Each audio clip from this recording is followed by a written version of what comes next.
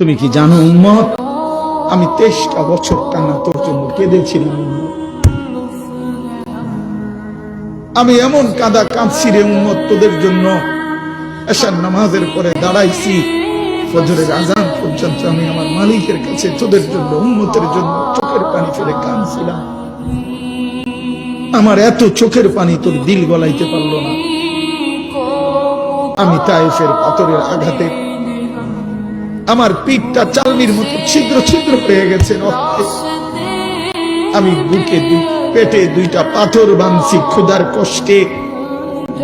আমি উহুদের দান্দান শহীদ করা রক্তে উহুদের ময়দানে পড়েছিলাম বেহুশ হয়ে। আমার ঘরের চুলায় 3 মাস রান্নার জন্য কোনোদিন চুলায় আগুন জ্বলে নাই। আমার এত চোখের পানি, এত রক্ত, এত ক্ষুধার কষ্ট, কিছুই তোর মন গলাইতে পারলো না, তোরে সেজদা দিতে পারলো না।